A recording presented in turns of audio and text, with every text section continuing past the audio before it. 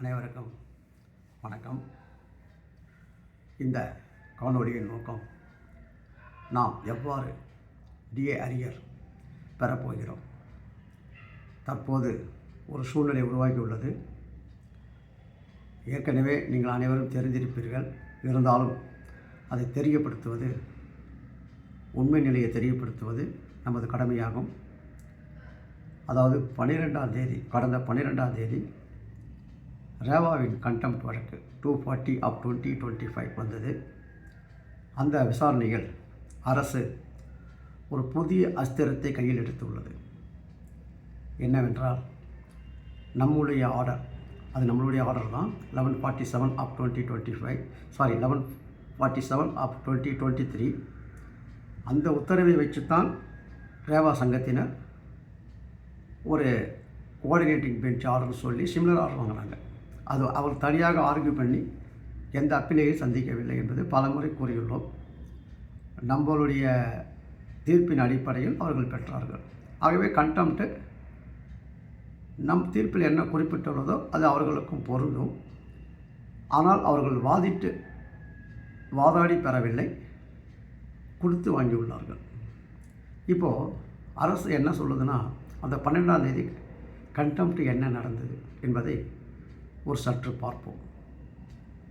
திரு Ravindran AIG அவர்கள் மிக திறமையுடன் ஒரு வாதத்தை முன்வைத்தார். ஆர்டரை to calculate the arrear of pension என்று உள்ளது. அதன் பிரகாரம் நாங்கள் அரியர் கொடுத்து விட்டோம், டிஏ அப்டேட் பண்ணிவிட்டோம்.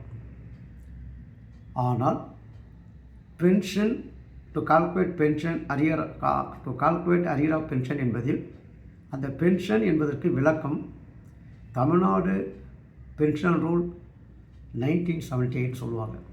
தமிழ்நாடு பென்ஷன் ரூல் 1978 ஆண்டு ரூல். அதில் ரூல் 3M என்ன சொல்லுதுன்னா, பென்ஷன் என்பது கிராச்சுவிட்டியை சேர்த்துக்கலாம், டியர்னஸ் அலவன்ஸை சேர்க்கக்கூடாது. இதுதான் அந்த டெஃபினேஷன். பென்ஷனுக்கான டெஃபினேஷன் என்னன்னா, pension includes gratuity but does not include dearness allowance என்று தெளிவாக உள்ளது. அந்த வாதத்தை, அதுக்கான அந்த நகல் ரூலின் காமிச்சாங்க.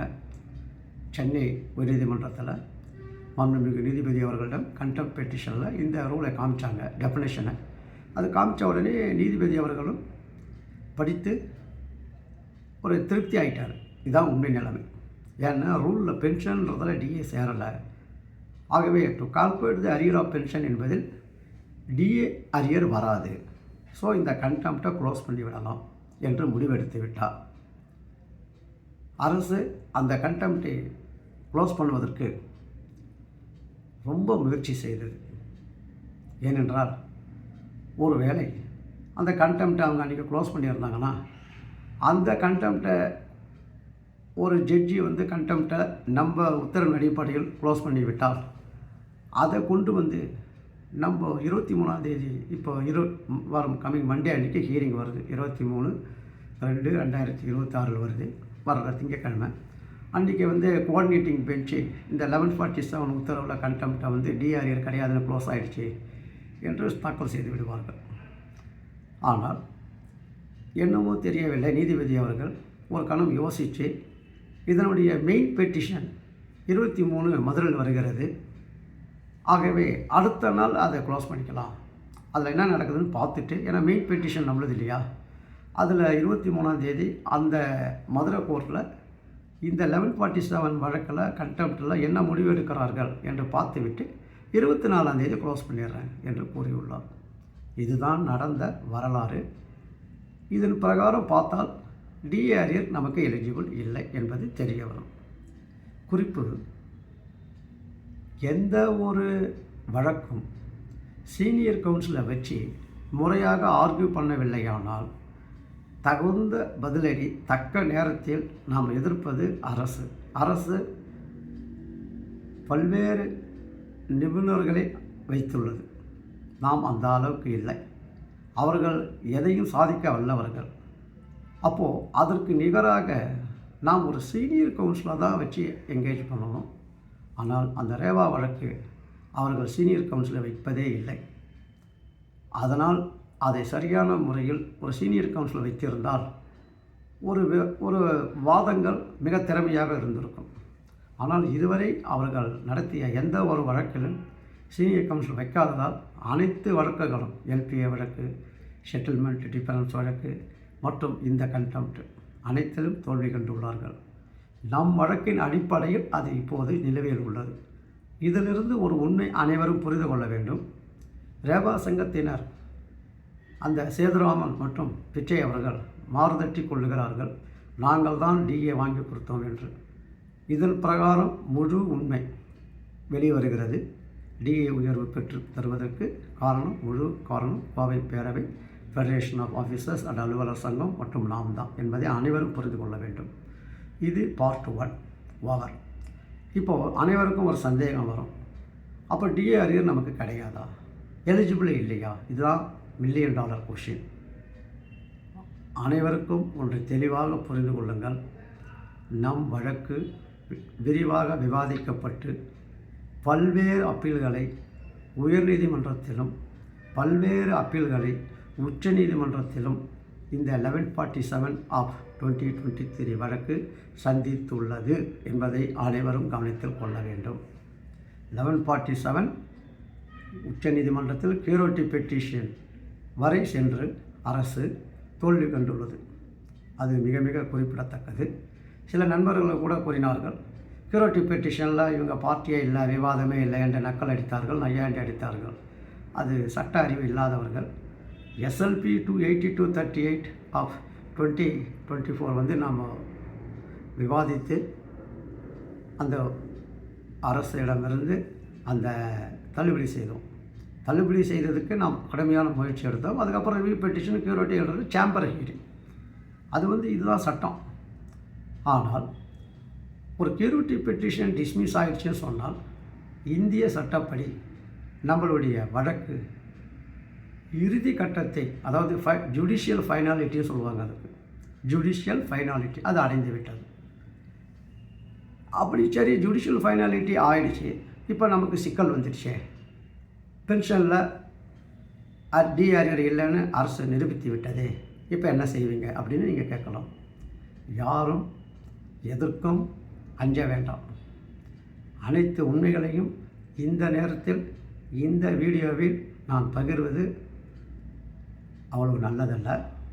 ஆனால் ஒன்றே ஒன்று மட்டும் உங்கள் அனைவருக்கும் கோவை பேரவையின் சார்பாக, கோவை அலுவலர் சங்கம் மற்றும் ஃபெடரேஷன் ஆஃப் ஆஃபீஸர் சார்பாக 97,000 பென்ஷனருக்கும் நான் ஒரு உத்தரவாதம் அளிக்கிறேன். அது என்னவென்றால், எந்த சட்ட சிக்கலையும் நாம் எதிர்கொள்ள தயாராக இருக்கிறோம். அந்த 97,000 பேருக்கும் அரசு கடந்த அஃபிடேவிட்டில் நம்மளுடைய கண்டெம்ப்டில் 9ஆம் தேதி 3,637 கோடி கமிட்மெண்ட் சொல்லியிருக்குது. அதில் தான் ஒரு வாசகம் போட்டிருந்தாங்க, இந்த டிஏ அரியர் நெய்தர் பிளீடட் நார் அட்ஜூடிகேட்டட் என்று ஒரு வரி போட்டிருந்தார்கள் 10வது பேராவில். அது என்ன அர்த்தம்னா, நாங்கள் டிஏ அரியரை இந்த வழக்கில் சப்ஜெக்டும் கிடையாது, இந்த நீதிமன்றமும் உத்தரவிடவில்லை என்று பதிவிட்டிருந்தார்கள். அதை நாம் கடுமையாக எதிர்த்தோம். அந்த அஃபிடேவிட்டை அன்றே அரசு பின்வாங்கி கொண்டது, திரும்ப எடுத்துக்கொண்டது. அவ்வளவு சாதனை புரிந்த அன்று நாம், ஆனால் 12ஆம் தேதி நடந்த வழக்கில் ரேவா சரியாக முறையாக சீனியர் கவுன்சிலை வைக்காததால் நாம் செட்பேக் ஆகிவிட்டோம். ஆனால் யாரும் வருத்தப்பட வேண்டாம். வரும் 23ஆம் தேதி நாம் 2 சீனியர் கவுன்சிலை ஏற்கனவே அமைத்து விட்டோம். இப்போது வரும் ஹியரிங்கிலையும் 2 சீனியர் கவுன்சில் திரு சரவணன் மற்றும் திரு ஐசக் அவர்கள் ஆஜராவார்கள். அதுக்கான ப்ரிப்பரேஷனுக்காக நாளை நான் மதுரை செல்கிறேன். நமது சட்டக்குழு மகேந்திரனும் சனிக்கிழமை மார்னிங் அங்கே வந்துடுவார். சனி அன்று ஞாயிறு முழுவதும் நாங்கள் 2 சீனியர் கவுன்சிலர்களிடம் முழுமையாக நம்மளுடைய எவ்வாறு நம்ம இந்த அரியர் இல்லை என்ற வாதத்தை முறியடிக்க வேண்டும். இது குறிப்பு, இது ரிட் பெட்டிஷன் இல்லை, எல்லாம் அனைவரும் புரிந்து கொள்ள வேண்டும். கண்டெம்ப்ட் ஜூரிடிக்ஷனில் எதுவும் நம்ம புதுசாக சொல்லக்கூடாது. அதுதான் சட்டம். ஆனால் ஏற்கனவே கொடுக்கப்பட்ட அந்த 1147 ஆஃப் 2023 உத்தரவில் நமக்கு அரியர் எலிஜிபிள் என்ற ஒரு பிரதான வாதத்தை நாங்கள் கண்டிப்பாக உங்கள் அனைவரும் சார்பாக வைப்போம். நிச்சயமாக இறைவன் அருளால் நமக்கு வெற்றி கிடைக்கும். 3637 கோடியை கோவை பேரவை உங்கள் அனைவரும் ஒத்துழைப்புடன் பெற்றுத்தரும் என்று உத்தரவாதம் அளிக்கிறேன்.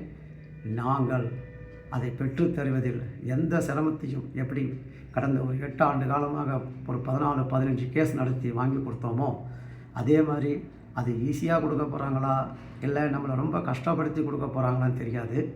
ஆனால் பெறுவது உறுதி. அதில் நாம் தெளிவாக இருக்கிறோம். Don't worry.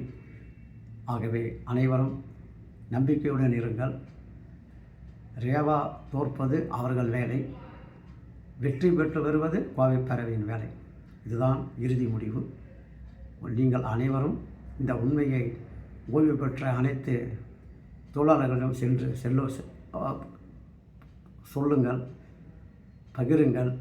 அனைவரையும் கோவை பேரவையில் உள்ள 33 சங்கங்களில் மெம்பராக்குவதற்கான முயற்சியை நீங்கள் கடுமையாக எடுங்கள்.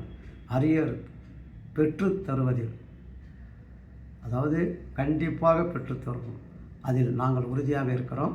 அனைவரும் இந்த சேனலை சப்ஸ்கிரைப் பட்டனை எனேபிள் செய்து நண்பர்களுக்கும் பகிருங்கள். உறுப்பினர்களை பெருவாரியாக சேர்ப்பதில் அனைவரும் கடுமையாக முயற்சி செய்யுங்கள். அப்போதுதான் நமக்கு ஏற்படும் மிகப்பெரிய நிதிச்சுமையை ஒரு சிறிய தொகையை உறுப்பினர்களிடம் பெற்று இந்த வழக்கை நடத்துவதற்கு உறுதுணையாக இருக்கும் என்று கூறிக்கொண்டு மீண்டும் 23ஆம் தேதி அந்த நடக்கும் சட்ட நடவடிக்கைகளை நாம் பாசிட்டிவாக தான் நடத்துவோம். யாரும் கவலைப்பட வேண்டாம். அரசின் வாதம் என்ன வரும் என்றது நமக்கு தெரிந்துவிட்டது. அது எவ்வாறு முறியடிக்கப் போகிறோம் என்பது நாம் இப்போ சொல்வது நன்றாக இருக்காது என்று கூறிக்கொண்டு அன்று நடப்பதை 24ஆம் தேதி நான் வீடியோவில் பகிர விரும்புகிறேன். நன்றி, வணக்கம். அனைவரும் சப்ஸ்கிரைப் பட்டனை எனேபிள் செய்து இந்த காணொலியை அனைவரும் பார்க்க உதவிடுமாறு கேட்டுக்கொண்டு விடைபெறுகிறேன். நன்றி, வணக்கம்.